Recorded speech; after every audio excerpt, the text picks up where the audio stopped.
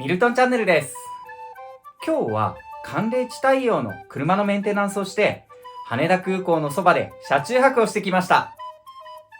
その行った場所がこちら。今回は久々に FF ヒーターを使い暖かい車中泊をしてきましたが、数分に一度飛び立つ飛行機を見ながら無料のバーベキュー場で食事もできてめっちゃ楽しかったです。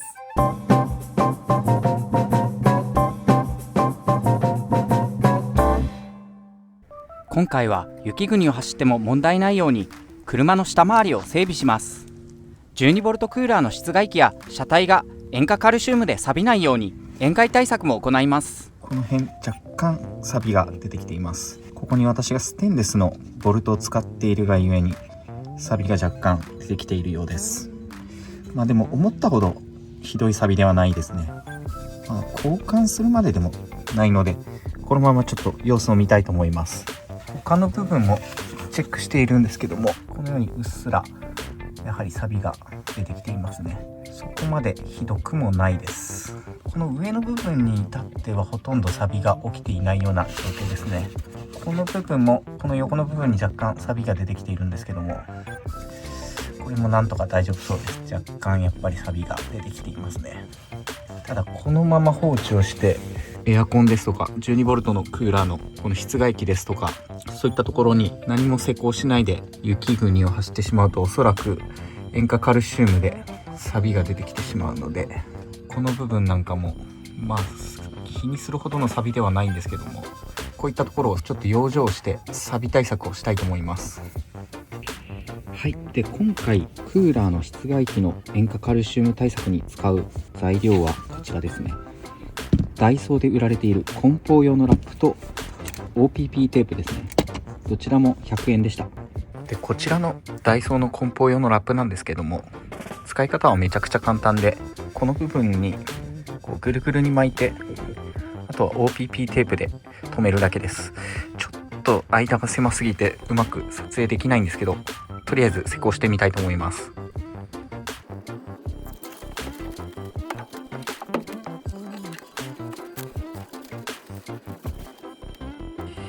はい、なんとか貼り終えました。新品でほとんどたくさん残っていたんですけど、半分以上両方使いましたね。こんな感じになってます。こんな感じで、風や振動等が来ても外れないようにしてあります。そしてこれ春が来たら、暖かくなったらこれを取り外して捨てようと思っています。結構意外に時間かかりました。この方法がおすすめかって言われると何とも言えないですけど、使い捨てにされたい方はこういった形で施工されてもよろしいかもしれないです。こんな感じでラップと OPP テープで貼り付けてあります。風と強風が吹いても絶対取れないようにしてあります。前に行ってみていただくとこんな感じですね。このようにクーラーの室外機やコンプレッサーの部分は全て養生しました。そして意外に手等でこのようにこじったりしても破れないぐらいの強度になっています。ラップで1回このように貼り付けた後に上から OPP テープで補強してますので、意外と強度はあります。小石ですとかそういったものが飛んできても穴が開いたりしないようになっています。意外としっかり貼り付けられたと思っています。だいぶ映りづらいんですけども、エアコンのコンプレッサーのところもこのように養生しました。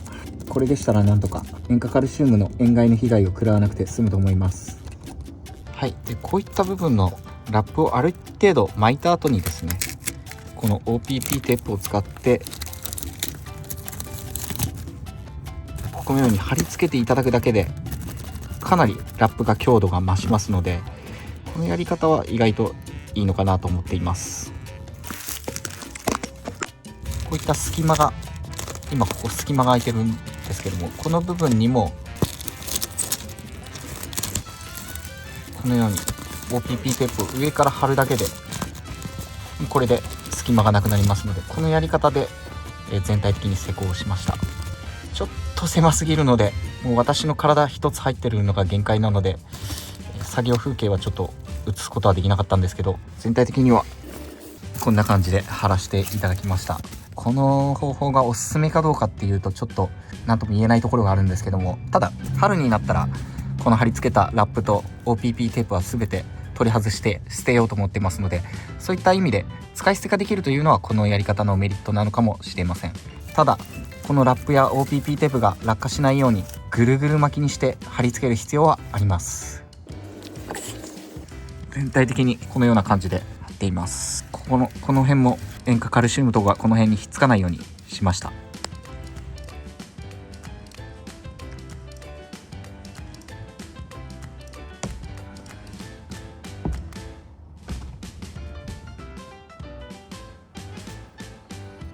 見た目的にはあんまり良くないんですけれども、見えない部分ですし、こちらのラップと OPP テープは春が来たら使い捨てにしますので、とりあえずこれでよしとします。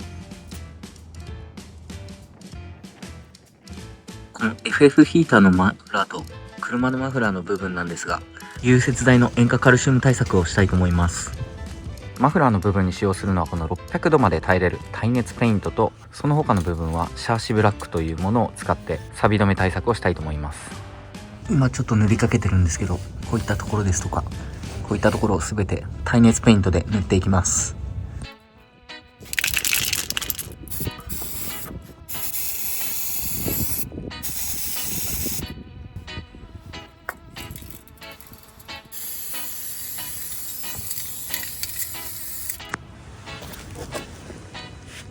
はい、耐熱ペイントとシャーシブラックでこの辺りを塩害対策しました。素人施工にしては結構綺麗にできたかなと思います。とりあえず2度塗りぐらいしたので、本当は3回か4回ぐらい塗るのがいいそうなんですが、とりあえず今年はこれで様子を見たいと思います。この辺りも錆びたりしないように厚塗りしています。次にタイヤをノーマルタイヤからスタッドレスタイヤに交換します。この際タイヤの変摩耗を防ぎ、タイヤ寿命を伸ばすためにタイヤにマジックで印をつけます。右前輪は FR、 右後輪は RR、 左前輪は FL、 左後輪は RL。 このようにタイヤに印をつけておくことでタイヤ交換時にローテーションが可能になります。参考にしたのはこちらのグッドイヤーのローテーション表。私のエブリーは後輪駆動車なのでこの図に従います。リアのもともと右にあったリアの右のタイヤはフロントの右に置くようになります。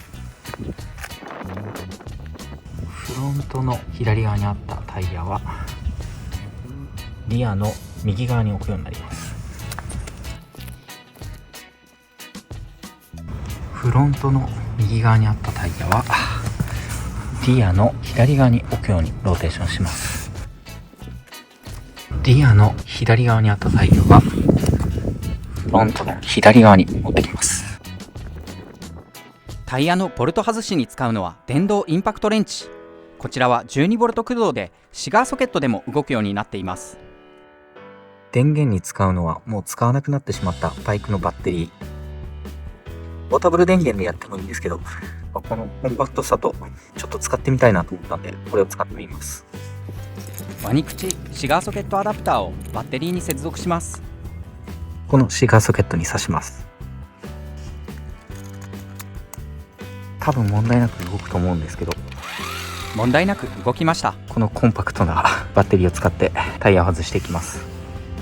ここでいきなりボルトを外すのではなく、ジャッキでほんの少しだけ車体を持ち上げてからボルトを緩めた方が車軸に負担がかからないそうなので、ほんの少し持ち上げてボルトを緩めます。右前輪のジャッキアップポイントは赤丸の部分、ほんの少し突起が出ているのが目印です。ほんの少し車体を持ち上げられたので、この状態でボルトを緩めていきます。緩めるボルトは 19mm のレンチです。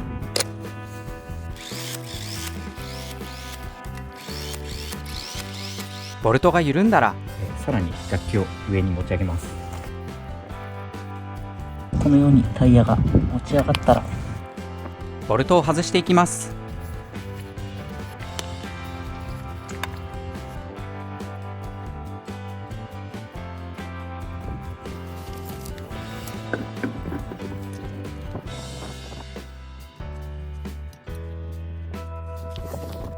次にレンチを使わず手の力で締められるだけ締めます。ジャッキを下ろしてトルクレンチで締めていきます。今日は先日購入したシンク代わりのオイルストレージの同じメーカーのアストロプロダクツに行ってトルクレンチを買ってきました。購入したのはプリセット型トルクレンチ T9030。 私のエブリィのタイヤの締め付けトルクは85ニュートンなので、トルクレンチの下の部分でアンロックをかけて85ニュートンに合わせていきます。80ニュートンのゼロのメモリはここなので、もう少し回します。これで80ニュートンになりました。ここから下のメモリを5まで合わせます。85ニュートンになりました。これでトルクレンチの設定は完了です。そしてトルクレンチのこの正逆反転レバーなんですが、基本的にトルクレンチはこの正の閉まる方のみに使わないと、このトルクレンチ自体が壊れたりするそうなので、正の方に合わせて使っていきます。でこの状態になったら 19mm のレンチにトルクレンチをつけて85ニュートンで締めます。締める順番を対角線に締めていくといいそうです。これで OK です。次にこの対角線のここを締めます。トルクレンチがカチッというまで締め上げます。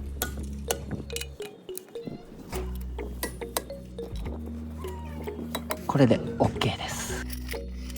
左側のフロントタイヤの部分も全く同様の手順でスタッドレスタイヤに交換しました。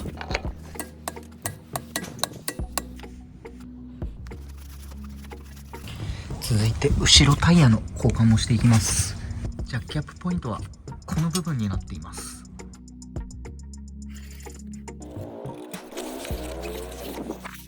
このぐらい軽く持ち上がってここが動かない状態になったらボルトを緩めます。このバイクの超小型のバッテリー捨てずに取っといてよかったです。意外と使い勝手がいいです。後輪ボルトが緩んだので車体を上に上げます。前輪同様手締めで締めていきます。ジャッキを下ろします。トルクレンチで締めていきます。後輪タイヤも締め付けトルクは85ニュートンです。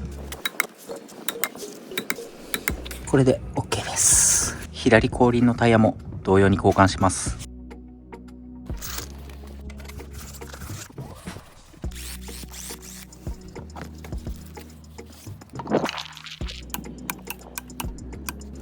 とりあえず4本タイヤを取り付けられました。今回はこの使わなくなったバイクのバッテリーを使ったんですが、意外に4本ぐらいタイヤを交換するぐらいだったら問題なく使いました。タイヤの空気を入れていきます。前輪が 180kPa、 後輪が 230kPa なんで、これに従って入れていきます。私の車はスペアタイヤを積んでいないので、いつもこのようなタイヤの空気入れを常備しているんですが、これを使って確認していきます。この空気入れ、このように車やバイクの空気入れに使えるだけではなく、自転車にも使えるのでコンパクトで結構気に入って使っています。使い方はとても簡単で、このようにこのボタンを押してこの車のところに合わせたら、あとは設定のパスカル数を合わせて M ボタンを押すだけです。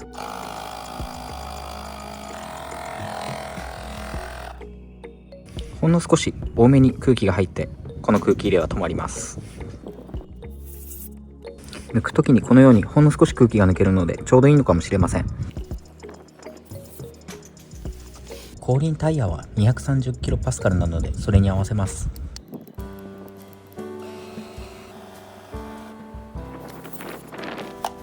今回はタイヤのジャッキアップを車載のこのジャッキを使ってやりましたけれども、本来はこのジャッキではなくジャッキアップ専用のものを使った方がいいようです。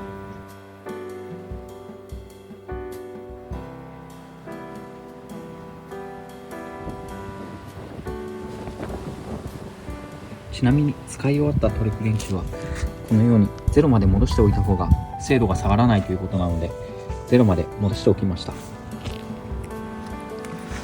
ちなみにこのタイヤにつけた印、後で消し忘れて紛らわしくなると困るので、ダイソーの除光液とティッシュで消しておきます。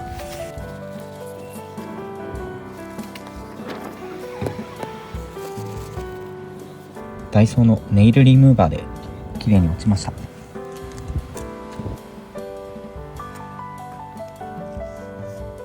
ちらは寒冷地対応のウィンドウ下液になっていて、原液で使うとマイナス60度まで凍らないようになっています。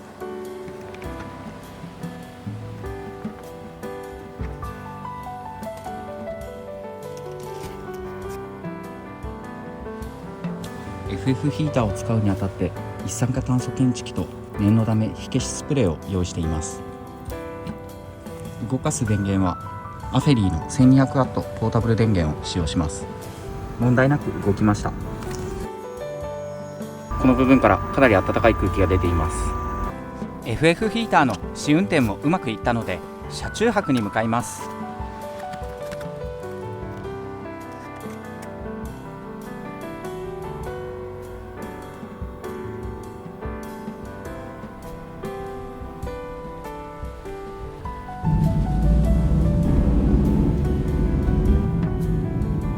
ここら辺めっちゃテンション上がるんです。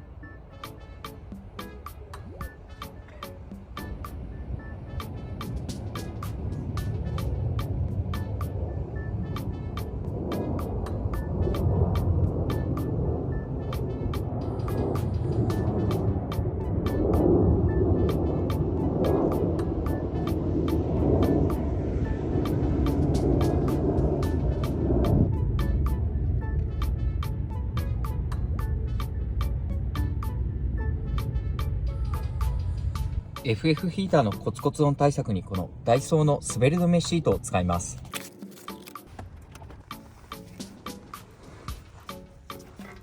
このポンプのこの部分をこの滑り止めシートで覆ってあげて宙に浮かせるような感じにしてあげるとコツコツ音がかなり軽減します。やり方としてはこのような感じです。このようにただ滑り止めシートを下にかませてるだけなんですが、このポンプの部分が宙に浮いている状態になります。FF ヒーターの配線はこの横の隙間から出してアフェリーのポータブル電源につなぎました。時刻は21時37分。車内の気温は 13.4 度。そこそこ寒いです。FF ヒーターを動かしたいと思います。バッテリーの残量は 100% 溜まっています。これで FF ヒーターの電源が入れられる状態になりました。電源を入れてみます。問題なく動きました。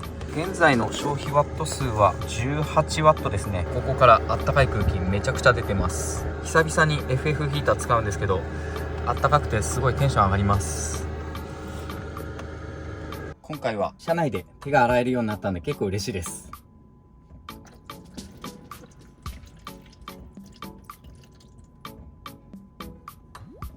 で、前回の動画で視聴者さんからアイデアをいただいて、この部分がタオル掛けに使えるんじゃないかということでちょっとやってみたいと思います。これ普通のフェイスタオルなんですけど、そのままだとちょっとさすがに大きいので、半分に折りたたんでしまえばこのような感じでタオル掛けとして使えますね。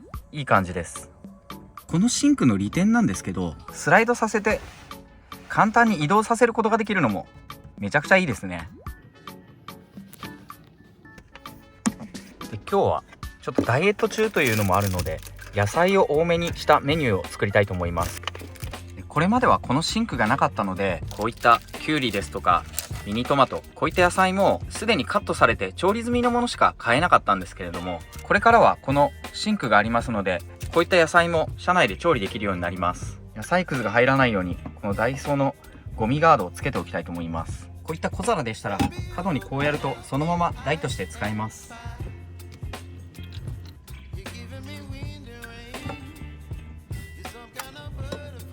このダイソーの折りたたみポリタンクは出しっぱなしにすると水がすぐになくなってしまうので、このように調整しながらやると良さそうです。時刻は10時9分。車内の気温は 20.9 度、もう21度ですね。かなり暖かいですね。ちょっとこのセーター暑いんで脱ぎます。暑いです、すごい。で FF ヒーターのこの部分なんかサーモグラフィーカメラでチェックしてみると、このようにもう90度いってますんで、かなり暖かいですね。しかも床からこのように、分かりますでしょうか、床自体も結構温まっているんで、床暖房状態でめちゃくちゃ暖かいことになってます。この上なんかもクーラー動かしてないんですけれども、30度近くありますね。天井も断熱をしているんですけれども、やっぱり30度いってますね。暖かいというよりほぼ夏に近いような感じですね。そして今回折りたたみの包丁を買いました。これまで包丁を車の中に入れていたことはなかったんですけれども、調理をしてみたくて包丁を買ってみました。でこのように一時的に野菜くず置きとしても使えるんで、結構このシンクはやっぱり便利ですね。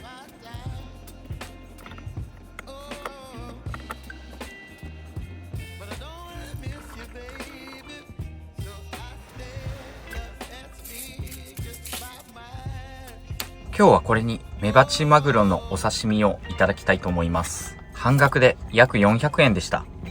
はい、今日のメニュー完成です。ノンアルコールビール、これもカロリーすべてゼロの製品です。いただきます。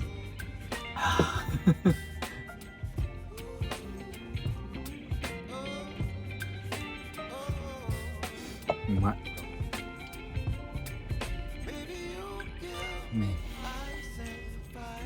きゅうりもいただきます。生野菜が車の中で食べれるのはいいですね。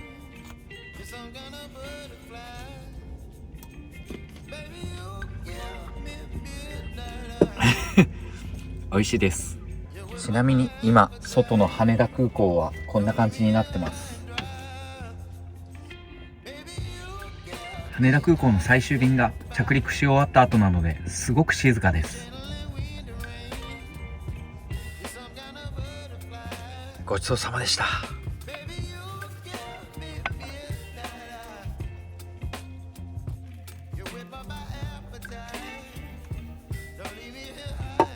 今まではこのようにアルコールのウェットティッシュで拭くだけで終わっていたんですけれども、今後はこのように水洗いもできるようになるんで、そういった点ではとても便利です。ゴミは冷蔵庫で冷やして持って帰ります。こうすると臭くなりません。コンタクトを取ります。コ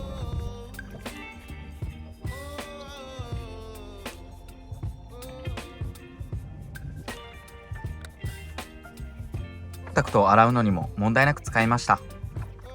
歯を磨きます。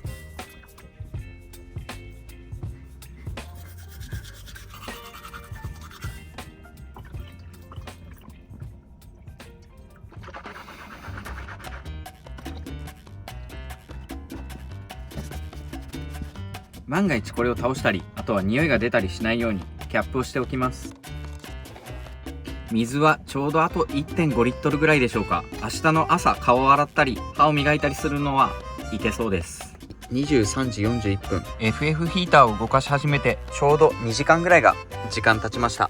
バッテリーの残量は 97% ですね。消費電力が 5W ですので、ほとんど電力食わないような状態です。なんですが、車内の気温はもうとても暖かくて、現在テーブルの上でももう 27.6 度、28度ぐらいありますね。もう半袖でいいぐらいです。ちなみにサーモグラフィーカメラでチェックすると、温風吹き出し口はやっぱり70度以上ありますね。暖かいです。天井は36度、すごいですね。もう炎天下の気温ですね。温度が低そうなこの鉄のバックドアの部分ですら 23.4 度、24度ぐらいありますからね。かなり暖かいですね。やっぱり FF ヒーター最強です。23時52分トイレに行ってみたんですけども、こんな感じになっています。一一応駐車場に止まってる車は私を含めて2台ですね。飛行機の飛んでない羽田空港はとても静かです。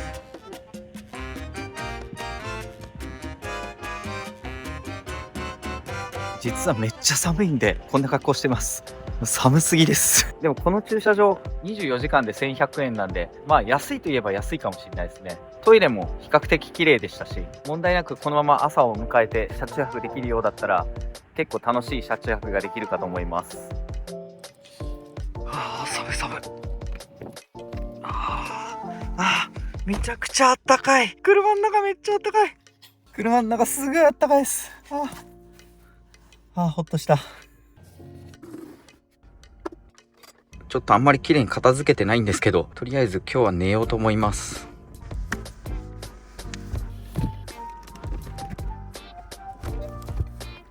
ベッドモードにしました。それで今日このまま羽毛布団なんかを使って寝てしまうととんでもない暑いことになりそうなので、もう現在この車の中が33度ですとかそのぐらいありますので、もう今日は布団をかぶらずに寝たいと思います。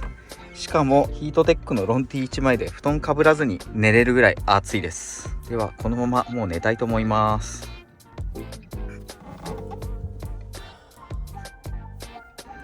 はい、ちょっと寝ようとしてたんですけども、車内の気温が27度近くあって、逆にロンティー1枚でも暑くて寝れないんで、FF ヒーターは止めて普通に無難に羽毛布団をかぶって寝ます。暑すぎてちょっと眠れないですね。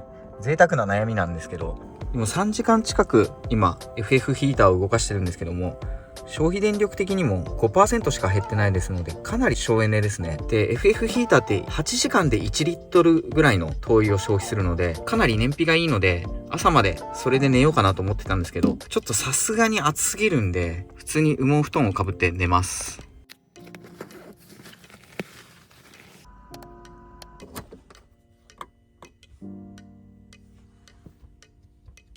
時刻は8時14分。羽毛布団とこのセルタンのソファーマットレスのおかげで今日もぐっすり眠れました。気温は 7.9 度、外の気温は2度とか3度ぐらいですので、断熱している車ではあるんですが結構寒いです。このままだともう布団から出る気がしないので FF ヒーターをつけて温まりたいと思います。ちなみに外の羽田空港はこんな感じですね。これ今若干結露してるんですけども、この結露も FF ヒーターをずっとつけてると結露が取れていくんで、そういうところも FF ヒーターはいいですね。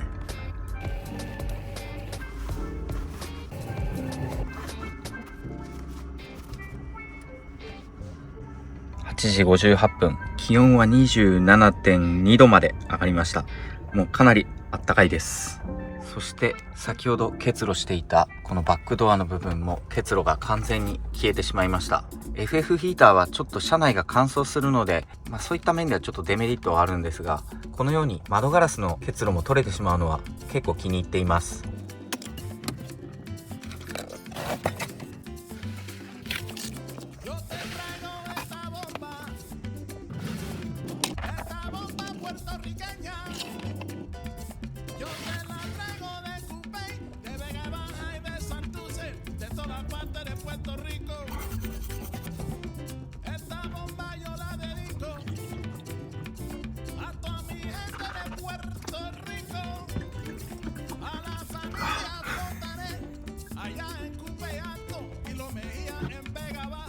朝の日課のサプリメントを取ります。マルチビタミンと鉄、そして白髪予防にもなるという風に聞いたので亜鉛も取っています。全部ダイソーで買ったやつです。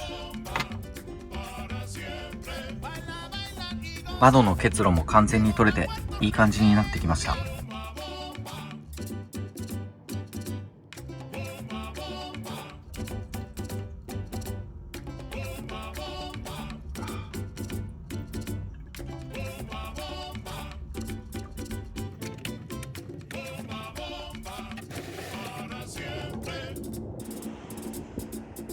駐車場のすぐそばの翼公園は無料でバーベキューができる広場があります。朝10時から日没までの利用で水場も利用できるのでとても使いやすいです。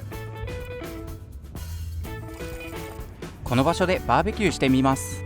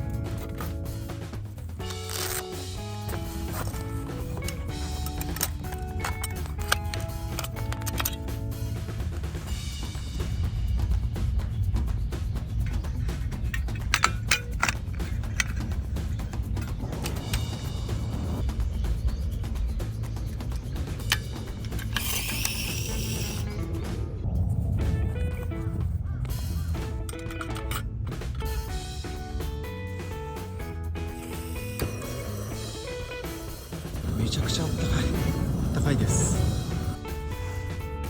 ダイエット中なのでささみをいただきます。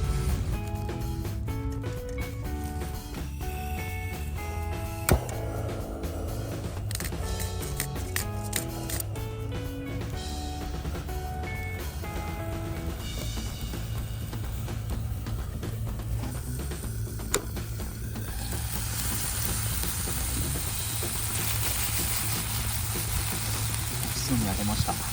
油は一切使ってないんでカロリーはかなり低いと思います。めっちゃいいね。ちょっと鍋敷を忘れちゃったんで、こんな感じで鍋敷代わりにします。今日はめちゃくちゃ寒いんで、とんがらし麺というのをちょっと買ってみました。これカップラーメンではあるんですけど、小型のサイズでカロリーも294とそこまで高くないんで、とりあえずこれを食べたいと思います。この商品実は辛さが調整できるようになっていて、これ入れると激辛らしいんですけど、ちょっとそれ耐えられそうにないんで、普通の辛い感じで食べてみたいと思います。うま辛キムチチーズ味ってちょっと美味しそうですよね。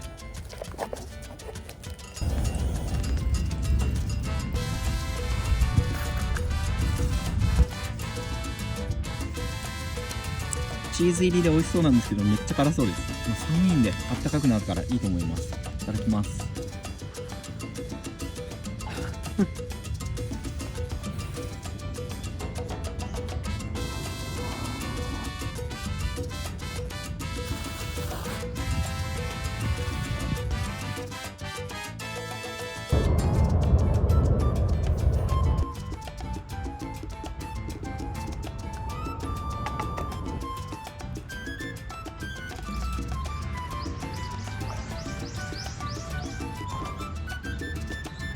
水場の洗い物はご遠慮くださいと書いてあったので、洗わずに拭き取って終わりたいと思います。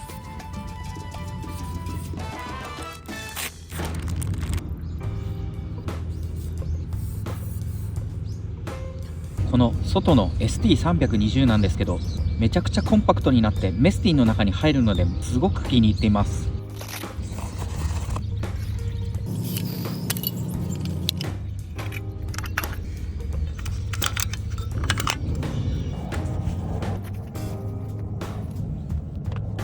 ダイソーの 1.5 号のメスティンの中に全て入ります。この空いた余分なスペースにはこの100均で買った風よけの風防板が全て入ります。このスペースに隙間があるので折りたたみの箸を入れることも可能です。翼公園にはドコモのシェアサイクルが置いてあり、サイクリングすることも可能でした。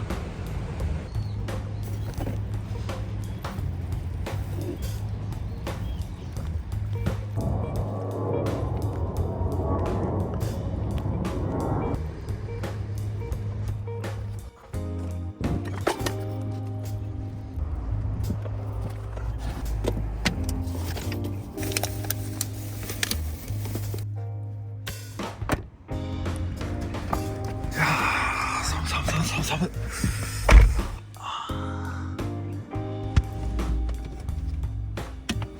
めっちゃ寒かったです。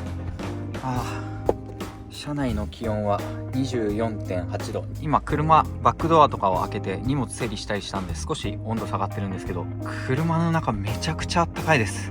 冬の屋外すごい寒かったんでほっとしました。まだポリタンクの水が少し容量があるので、先ほど使った食器を軽く水洗いしておきます。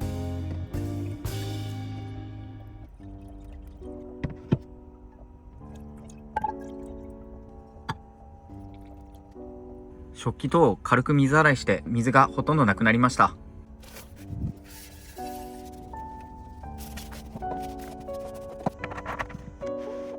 車の中でパソコン作業をしました。ちょっと雨が降り始めました。外は5度を切っているんですが、車内が 30.7 度もあるのですごく快適に過ごせています。ただ湿度が 28% と結構乾燥しているので、そういった意味では乾燥がデメリットかもしれません。あまりに快適だったので日暮れまで長居してしまいました。